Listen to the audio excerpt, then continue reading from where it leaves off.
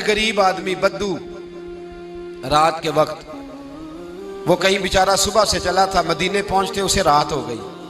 उसने डरते हुए ना खैमा ही बाहर लगा लिया। जहां रात हुई ना, आधी रात को 1-2 बजे समझ ले पहुंचा मदीने, तो उसने बाहर ने खैमा लगा लिया। बीवी उसकी उम्मीद से थी, बच्चे की विलादत का वक्त करीब आ गया, बीमार हो गई, उसने खैमा लगाया। बीवी अंदर है, हजरत उमर फारूक गश्त पे थे रात को, साथ एक गुलाम था। हजरत उमर फारूक रज़ी अल्लाह ताला अन्हु कहने लगे वो आग जल रही है थोड़ी सी, पता करो कौन है। तो आपका गुलाम पता करने गया तो बद्दू ने डांट दिया, कहने लगे जाओ तुम्हें क्यों बताऊं। हजरत उमर खुद गए, कहने लगे मुसाफिर भाई बता तो सही। कहने लगा जी छोड़े, मैं आपको क्यों बताऊं, मैं कौन हूं, कैसे आया हूं। फरमाया खैमे के अंदर से कराहने की आवाज आती, कोई दर्द से चीख रहा है, बता हमें बात क्या है। कहने लगा जी मैं फलां बस्ती फलां इलाके का एक गरीब हूँ, अमीरुल मोमिनीन उमर फारूक से मिलने आया हूँ, और रात हो गई है तो यहाँ खैमा लगाया है, सुबह मैं उनसे मिल के चला जाऊंगा। तो रात को तकलीफ देना पसंद नहीं किया, तो मेरी बीवी उम्मीद से थी, अब बच्चे की विलादत का वक्त करीब है, पास कोई नहीं। हजरत उमर कहने लगे तू ठहर, मैं अभी आया।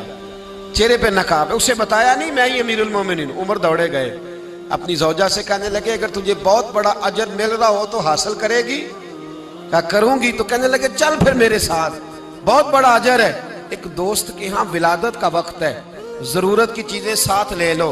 उस औरत ने थोड़े दाने ले लिए, घी ले लिया। हजरत उमर से कहने लगी लकड़ियां इकट्ठी कर ले।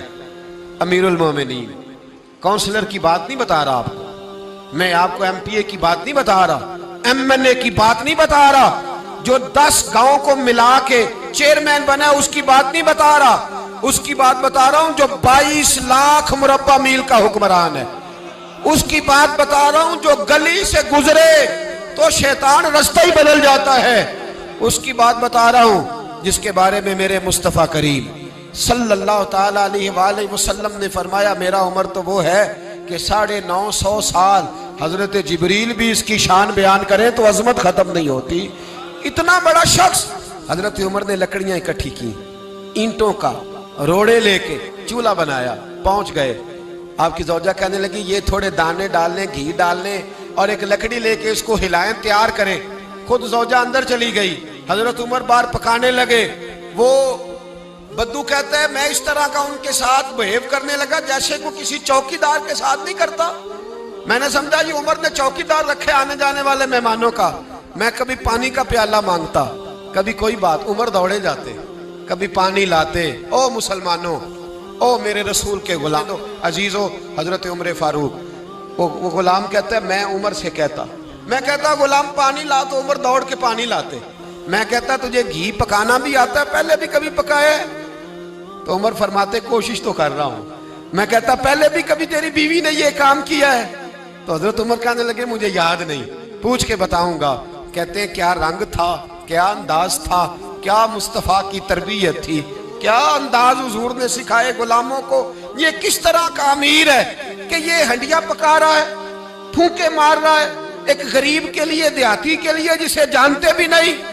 अंदर उस शख्स की बीवी के यहाँ बेटा पैदा हुआ तो हजरत उमर की बीवी अंदर से बोल के कहने लगी अमीरुल मोमिनीन मुबारक हो, आपके दोस्त के यहाँ बेटा पैदा हुआ है। जब कहा ना अमीरुल मोमिनीन मुबारक हो, तो वो शख्स कहता है मेरे हाथ कांपने लगे और मैं इस तरह दौड़ा कि मेरी पगड़ी गिर गई।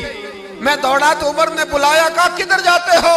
कहने लगा आप अमीरुल मोमिनीन हैं, आप अमीरुल मोमिनीन, आप उमर हैं। कैसर और किसरा जिसके नाम से कांपे आप वो हैं, जिसे मुस्तफा ने दुआ मांग के अल्लाह से मांगा वो वाले उमर है आप, जिसके लिए अलीउल मुर्तजा फरमाते हैं मैं रोज दुआ करता हूं वो वाले उमर है, जिसके बारे में अबू बकर सिद्दीक ने फरमाया था कि मैं अल्लाह से कहूंगा मौला जो तेरे महबूब की उम्मत के हक में सबसे बेहतर था मैं उसे खलीफा बना के, वो वाले उमर है। उमर अमीरुल मोमिनीन की बीवी वो तो खातून अव्वल होती है, वो तो मलका होती है, और तेरी बीवी दाई बनकर एक गरीब के बच्चे के पास बैठी रही विलादत के वक्त। उमर अमीरुल मोमिनीन होके तेरी दाढ़ी सारी धुएं से भर गई, तो ड्यूटी करता रहा।